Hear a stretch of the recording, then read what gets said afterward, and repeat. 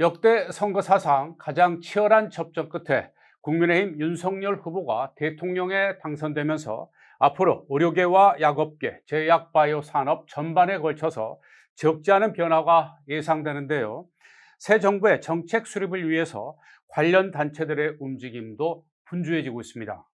앞서 윤석열 당선인은 선거 과정에서 비대면 원격 의료 본격화, 총리 직속의 제약바이오 혁신위원회 설치를 핵심 공약으로 제시하고 문재인 케어 개편을 통해서 건보료 폭탄 문제도 해결하겠다고 밝힌 바 있습니다.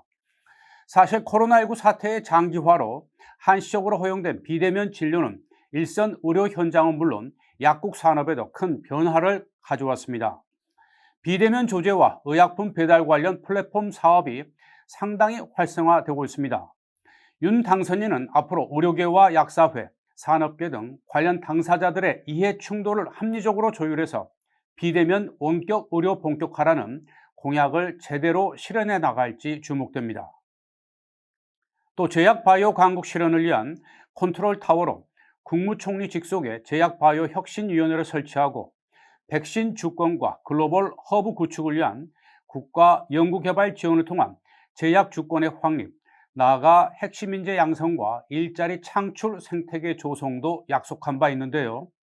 윤 후보의 당선 직후 한국제약바이오협회는 논평을 통해서 이 같은 공약이 5월 새 정부 출범과 함께 구체적인 정책으로 가시화되기를 바란다면서 신약 등 기술 혁신 결과물에 대한 확실한 보상과 연구개발 지원 확대 등 기업이 언제든지 도전에 나설 수 있는 환경 조성도 중요하다고 강조했습니다.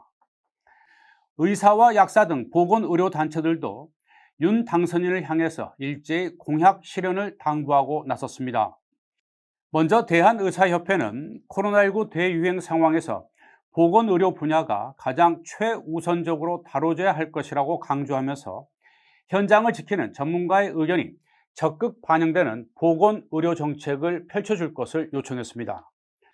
또 지역 중소병원과 동네 병원을 중심으로 한 정책을 통해서 보험 수가 개선과 건강보험 재정위기 해소, 그리고 존폐 위기에 놓인 필수 의료 체계와 돌봄 체계의 재정비도 주문했습니다. 대한약사회는 발전하는 IT 기술을 기반으로 국민 건강을 최우선으로 하는 세계 인류 약제 서비스로서의 위상을 한층 더 단단하게 구축해달라고 당부했습니다.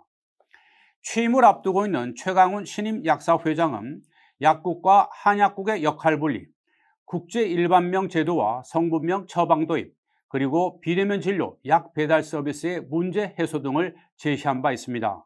한편 윤석열 정부의 향후 보건의료 정책의 운영 방향을 엿볼 수 있는 대통령직 인수위원회에 참여할 인사들은 누가 될지에도 업계에 큰 관심이 쏠리고 있습니다.